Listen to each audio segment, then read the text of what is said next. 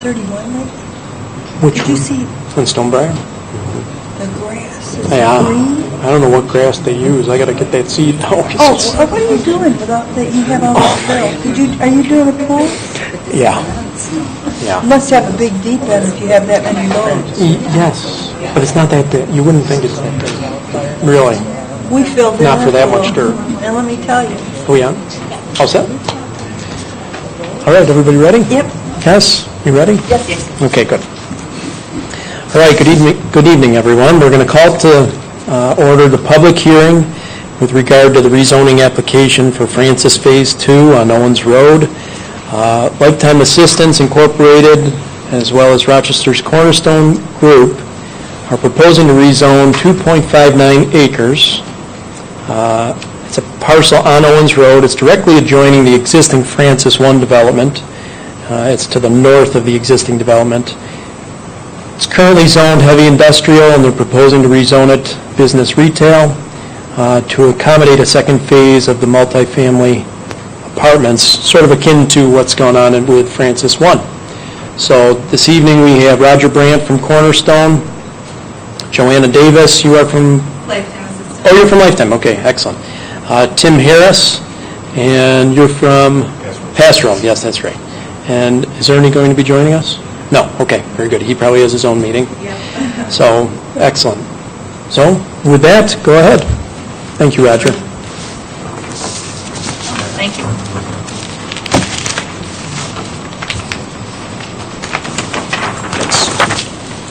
Thank you. Good evening. The introduction's already been made. My son Ryan is not here tonight. He's the project manager, and his wife is a couple days past due, so he decided it would probably be best to stay near her because they're about to have their second grandchild. So, or actually, it's my grandchild. It's his kid. Right. So thank you. I'm Roger Brandt with Rochester's Cornerstone Group, and we're very glad to be here again.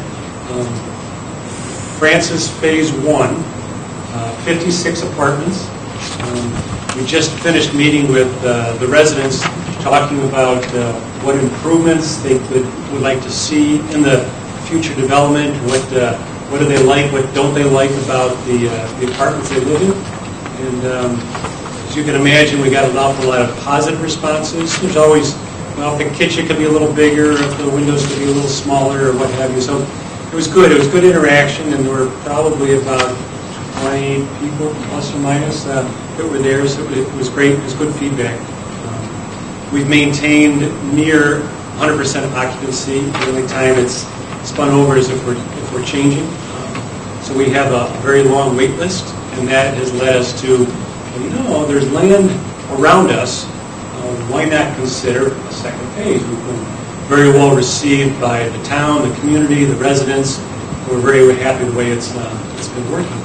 So we approached the two landowners.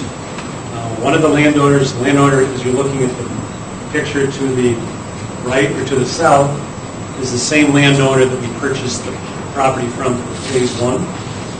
Landowner to the left, closer to the self-storage facility, is a gentleman who we knew, and he said, "I'm very interested," and that's the property in question tonight with regard to zoning.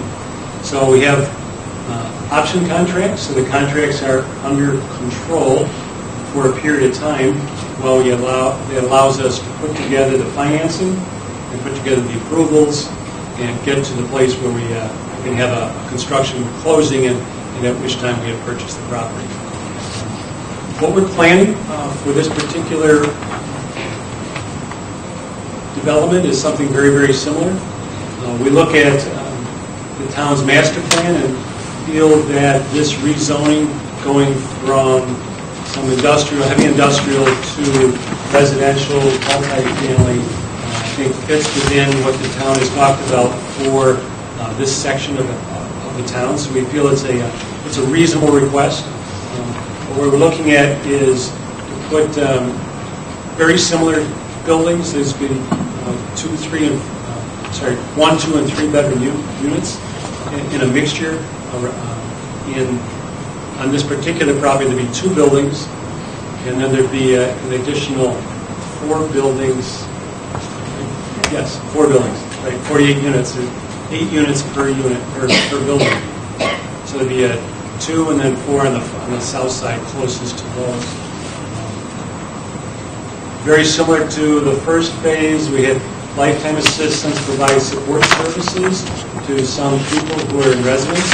And it has been, Lifetime does a fine job, and they're doing, there's a number of people that receive support services every day before they go to work. And it's great to see a lot of these people, this is their first apartment, and a lot of them have transitioned very, very well. So it's going to be very similar to that in terms of there's going to be 12 units, which will be set aside for special needs individuals with intellectual or developmental disabilities. 3 of the 48 units will be set aside for people with mobility impairments, handicap accessible, 1 for handicap and hearing and visually impaired as well. So,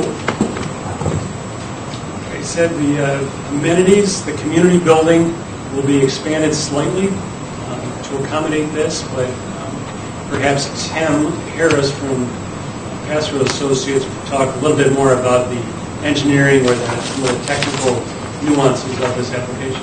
Tim?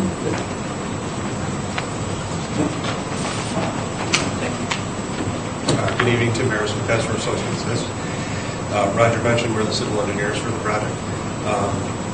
Very quickly, just broad stroke, 10,000-foot level on the engineering. Each parcel will have its own utilities, its own stormwater management area, kind of designed almost independently of each other, and also independently of the original Phase 1 apartments. We've submitted plans to the planning board for both the community center expansion that Roger mentioned before. It's about a 120-foot expansion to that. We've also, oh, I'm sorry. Here.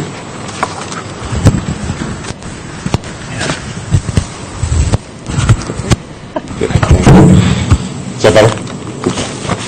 So as Roger mentioned before, the original community center is going to be expanded by about 120 square feet. That plan and proposal has been submitted to the planning board at this point. It's currently under review. Same thing for this project. We've submitted to the planning board for their review. Been back and forth with several agencies, Water Authority, Health Department, and some of the town agencies just to get their comments and address those as well. Basically, we're looking to rezone this section, the 2.6-acre portion of the parcel, or the project anyway, which will hold the 16 units, as Roger mentioned before. Kind of some of the background information that we looked at for the project is we looked at wetlands. We've had a wetland delineation done. We're avoiding all wetlands. We've had that survey that's been put on our plans. Another thing we look at is any impact to SHPO requirements for the State Historic Preservation Department. We've got a negative impact letter from them stating there is no impact of this development on the property or the surrounding areas. We're not impacting any endangered species. To this point, like I mentioned, we've addressed all Health Department and Water Authority comments. We've provided landscaping plans. I believe that was a comment from the Conservation Board. We've also addressed any comment that the town engineer made with regard to the rezone, and I think that's a broad stroke view of the engineering for the project. So, with that, Open up for any questions. Okay, so we'll move to the public comment or public hearing side of this thing. So I think anybody would like to comment? Anybody signed up at all? By chance? If not, that doesn't limit you from speaking, but we'll go with those who've signed in first. So after we're done with the sign-in list here, what I'll do is I'll just open it up and just raise your hand if you'd like to say something. Mrs. Farley. How close is that area to Route 31? Where in particular Route 31? Your house? Route 31 stretches from one end of Rockport towards the thruway. This is right behind Lowe's. To the north of Lowe's. On Owens Road. On Owens Road. So it's relative, it's within a half mile of 31. How close is it to Wegmans? How close is it? A mile and a half? Yeah, 2 miles. How close is it to the area leading to the thruway towards Rochester? To the entrance of I-31. 16 miles. No, it's not that far. So you got 9 miles to Clarendon. No, No, the the other way. 531. To 531. 531, I'm sorry. So this is between, you know, are you familiar with Owens Road? The only road which I'm really familiar is Main Street and Route 31. Those are the two Do you know where roads. Lowe's Home Yes. Improvement? Right behind Lowe's. Yep. But look at this picture here. Picture right here is the Lowe's stormwater detention facility. So the store is over here, and behind it is where their stormwater management system is. You can just see the corner of it right here. I have no clear impression of how successful Lowe's has been. But I do drive by and see not very many cars, no matter what time of day. So I guess this will also help Lowe's in some way to bring attention to the presence. We have had a very long presence for a very long time. Fortunately, a lot of Lowe's join Walmarts, so if you find a Walmart, usually a Lowe's isn't too far away, so you know where Walmart is, and across the street and down a little bit. Everybody knows where Walmart. Right. But it's curious, because if you see Walmart, it's usually not far away, you can find a Lowe's, so hopefully Lowe's is doing well. All right, so Mrs. Farley was the only one to sign in. Would anyone else like to be heard? Yes, ma'am. Could you give your name? I'm Karen Lobrato. I have a question. It sounds like the enlargement of the community space is pretty minimal, and you're almost doubling the number of people in the development. Will that be adequate for your needs? Yes, in our New York State, which provides the guidelines and the design, they have a design handbook. There's a requirement for so many square feet per apartment, and the first building is more than adequate. And we talked to them. They said, based upon usage, even though it's utilized, it's not. There's never a time when everybody's in the building, right? So, by certain experiences that we've had, as well as our governing body, if you will, the state, they said that size would be adequate as long as you do something and add some space for some washers and dryers for those people who don't have washers and dryers in their units. This will accommodate their needs on site. So yes, even though we're almost doubling the number of people, it's believed that community building will be more than adequate.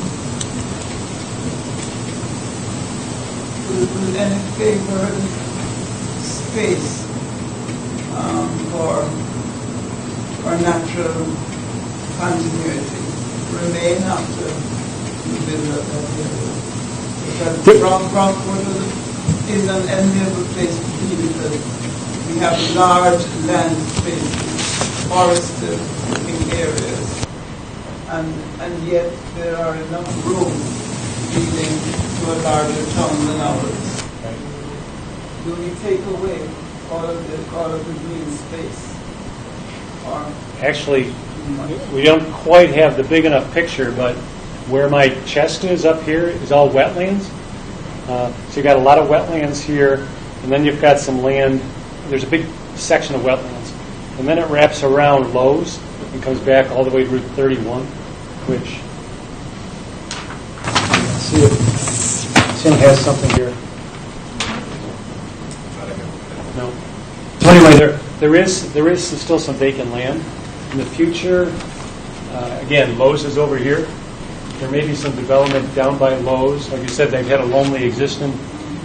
Someday there'll probably be some development up around this area, but there is some forever wild areas up in here because they're wet, and that's one of the reasons that we would have thought, well, gee, wouldn't it make sense just to have all of your development just go, let's say, right back in here? We could, and that's why we had to go both sides, is because we have some significant wetlands here. So there's a lot of natural lands which will never be developed, just to the north, south, east.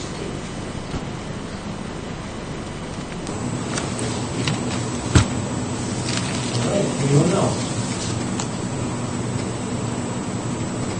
What kind of upward slope do you contemplate? If we know that physically it's water space. It's restricted? Yeah. Yeah.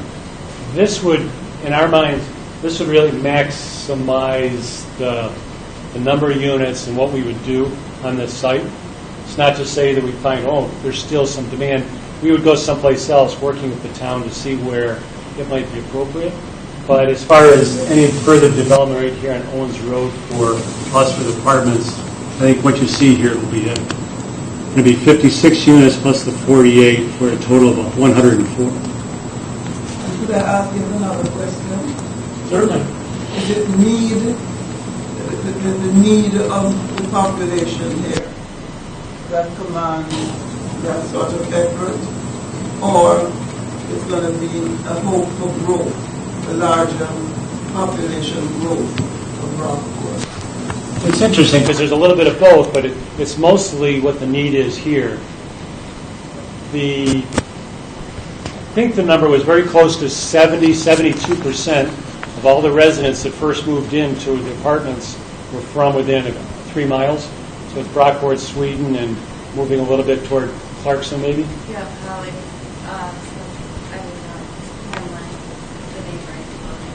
When we build these developments, it really gets filled up with people within a very small radius. So it's really, there's needs within the communities that we come to, and normally, and sometimes you'll have people that, let's say, a senior citizen would move back into the area to be closer to their children or grandchildren who live in, say, the Brockport, Sweden area. We see people say someone will move from Buffalo or from Syracuse or wherever, but usually there's a reason for that. They want to be closer to family.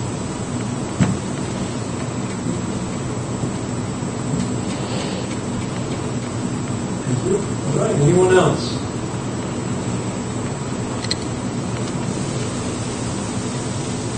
Can I ask, how long ago did we know that tonight's event was taking place? When was this hearing scheduled? Yes. I think it was 43 or 44 days ago. One of the things that the board committee did early this year is to try to give the public about 45 days notice before any public hearing, especially with regard to rezoning. For good cause, we could waive that. Here we waived it by a couple of days. I think it was 42 or 43 days is what we ended up giving the notice. So about a month and a half ago, approximately. But I didn't know about it. Do you get the Suburban News? Well, I do read it in the library, but I don't know. It'll always be in Suburban News if you look. Well, my youngest Neighbors get notices, don't Well, feel free to always call here to the office, and we will give you news on any type of public hearing coming up. Okay? I think residents within, what, a 500-foot radius, I think, of the site get a mailing from the town notifying, again, if you live nearby. I think it's 500 feet. You live too far away for the mail. Yeah, but that's more than, further away than the residents right close to this area that are affected. Oh, well then maybe you would have had more people if you had, because we all pay the same taxes. If you had made the message go beyond that narrow geographical area. Well, that's what's required by statute, by law, is to notify, if the project's here, we got to notify all our neighbors. And then beyond that, there's the public notice that go through the newspapers and notices that are published here at the town. And that's how the word gets out. I'm a busybody and I have to, my son went to get it for me. Midwest, Well, one thing you should know is the very able staff here at the town hall, I mean, we often give notice beyond the 500-foot limit as well. You know, it's an issue of special concern, and this has gone on for years, this isn't new, so we do our best. There are always going to be people probably outside the zone of, legally the zone of interest that are interested, and they get upset if they don't notice the public hearing, but we do our very best. Okay? All right, any other questions for the developer? Anything? No? All right. We're going to close the public hearing portion of this. Is there anything the board would like to ask? Very good. All right. There's nothing else. Any motion? So moved. Second. Get a second. All right, all in favor? Aye. Any opposed? Thank you very much. Thank you very much. Do you have a card? Just because I used it.